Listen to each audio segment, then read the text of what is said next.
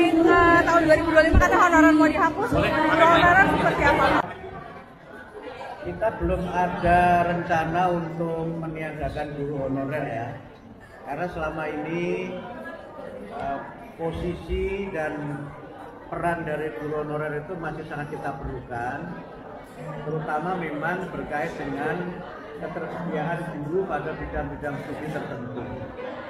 Kalau secara nasional sebenarnya jumlah guru kita ini sudah cukup.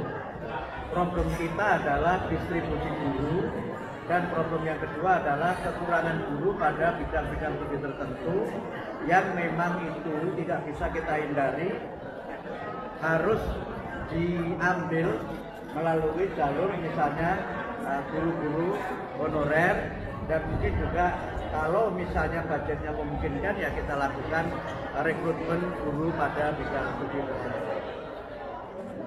Kalau untuk kesejahteraannya sendiri?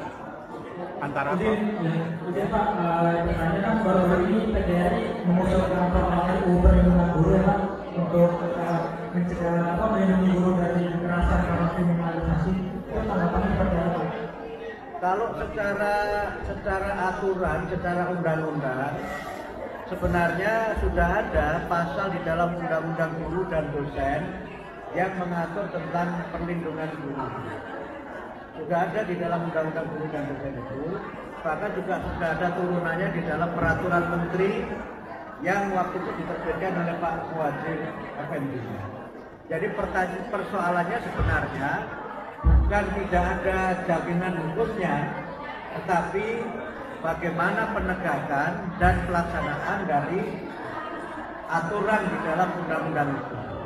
Dan kalau kita lihat persoalan yang sekarang ini dialami oleh para guru itu terjadi karena kurangnya komunikasi antara pihak sekolah dengan orang tua.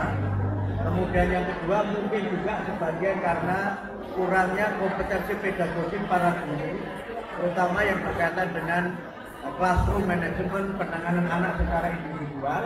Tapi juga tidak kita pungkiri memang ada anak-anak yang dia memerlukan perhatian khusus dari gurunya, dan juga mungkin ada ekspektasi yang terlalu tinggi dari orang tua terhadap guru, yang karena itu kemudian terjadi kasus-kasus yang tidak kita inginkan.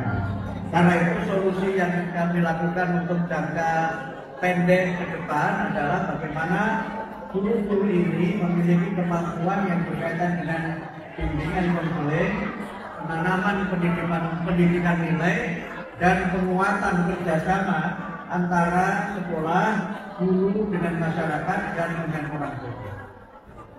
Oke, Agnes. Maaf, Geser. Silakan dari Inews ya. Bapak betul ya, kembali jika dia alasannya ada evaluasi yang menunjukkan keefektifan UN dan bagaimana UN ini bisa menjadi alat ukur dengan sekolah-sekolah yang ada di dalamnya dengan fasilitas yang berbeda dengan yang adanya kalau Ya, sekarang saya masih dalam posisi mendengar banyak aspirasi. Sekarang saya masih dalam posisi meminta masukan dari masyarakat terkait dengan beberapa kebijakan kementerian yang sekarang ini menjadi polemik. Selain persoalan ujian nasional, zonasi, dan juga persoalan yang berkaitan kesejahteraan guru, kami sekali lagi mengharapkan masukan dari berbagai kalangan yang pada waktunya nanti menjadi referensi bagi kami di kementerian untuk mengambil kebijakan. Karena itu melalui teman-teman media juga kami mengharapkan ada masukan-masukan itu. Bahkan kalau boleh saya menyampaikan sekarang, nanti juga kami akan ada pertemuan khusus dengan para pemimpin redaksi media cetak, media elektronik, dan juga media sosial untuk memberikan masukan kepada kami berdasarkan pantauan teman-teman media di lapangan. Jadi ada kajian yang bersifat akademik teoritik dari para pakar pendidikan, ada juga nanti masukan dari para penyelenggara yang mengambil kebijakan. Nanti kami akan memanggil juga para kepala dinas ke Jakarta untuk memberikan masukan kepada kami, termasuk juga masukan dari para jurnalis yang selama ini bersentuhan langsung dengan masyarakat. Karena itu beri kami masukan, sehingga dengan masukan-masukan itu kami bisa mengambil keputusan yang terbaik untuk kemajuan pendidikan nasional pada masa yang akan datang. Mas, dari kemarin jadi saya bisa maju. Ada beberapa pertanyaan. Yang pertama paling ini. Jangan banyak-banyak. Menyambung ini aja Pak yang soal perlindungan itu kan lahir karena banyaknya fenomena yang terjadi sekarang ini karena banyak guru yang dipolisikan karena mendisiplinkan murid kan ya Pak ya. Nah itu kalau dari pendapat para pakar ini melihatnya salah satu utama penyebabnya itu karena kurikulum merdeka yang dinilai tidak bisa memberikan konsekuensi untuk yang akhirnya malah dimanfaatkan mahasiswa untuk mempolisikan siswa ini. Nah itu melihatnya gimana Pak ke depannya, apakah akan ada revisi atau peninjauan ulang untuk kurikulum ini untuk diubah? Yang kedua Pak, satu lagi kan Bapak hari Rabu ketemu sama Gus Yahya. Gus Yahya bilang mau minta agar yang ASN ini bisa ngajar di swasta. Nah itu gimana Prof? Terima kasih. Ya baik. Soal yang pertama, Merdeka Belajar juga termasuk yang sedang kami kaji. Karena memang ini adalah bagian dari kebijakan yang sekarang ini menimbulkan polemik. Ada yang menyampaikan masukan dengan cara serius, ada yang masukannya bercanda. Yang bercanda itu salah satunya begini. Dulu saya ketika menikah pengen punya istri seorang guru. Harapan saya supaya guru ini bisa lebih banyak waktu, tidak terlalu sibuk. Ternyata sekarang guru siang malam nggak pernah ngurusi suami. Yang diurus adalah upload persiapan mengajar. Ini keluhan seorang kawan. Mudah-mudahan ini tidak keluhan massal ya. Ibu guru begitu nggak? Enggak. Oh berarti ini tidak termasuk yang istrinya kawan saya tadi.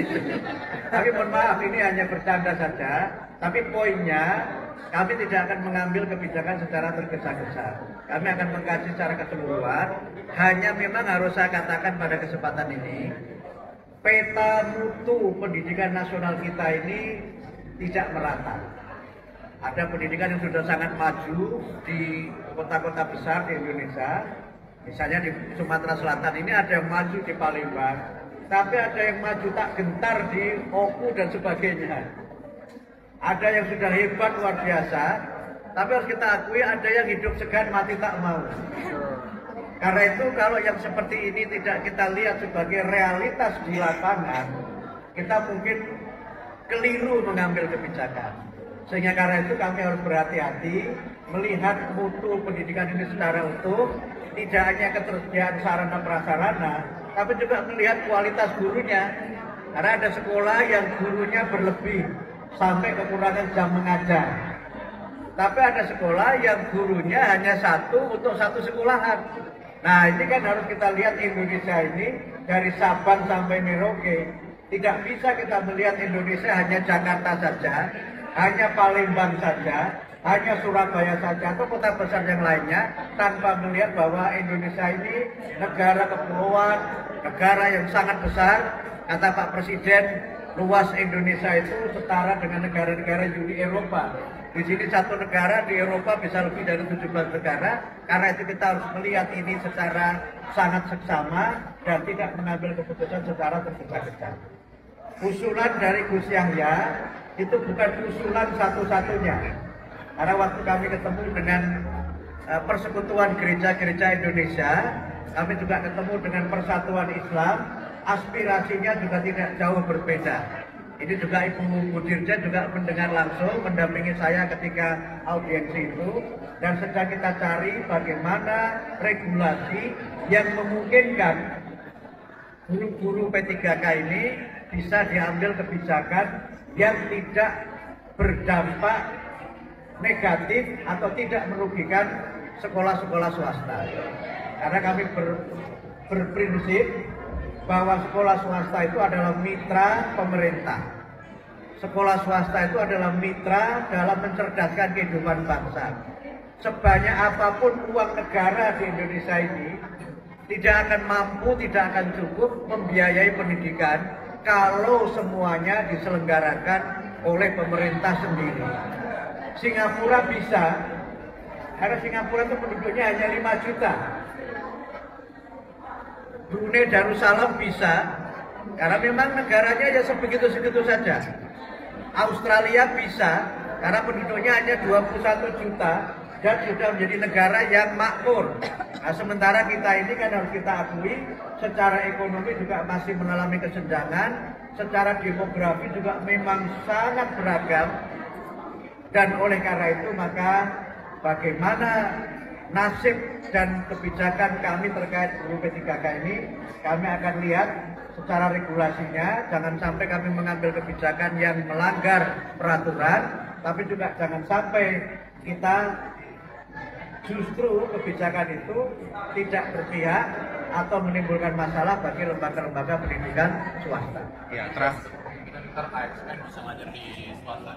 Sedang kita kasih, karena itu juga harus ada dukungan dari berbagai regulasi yang ada, termasuk kementerian ini kan bisa bekerja kalau ada anggarannya, dan anggaran itu harus ada persetujuan dari DPR dan persetujuan dari Menteri Keuangan. Ini yang memang harus kita lakukan dengan sangat berhati-hati dan berkoordinasi dengan berbagai.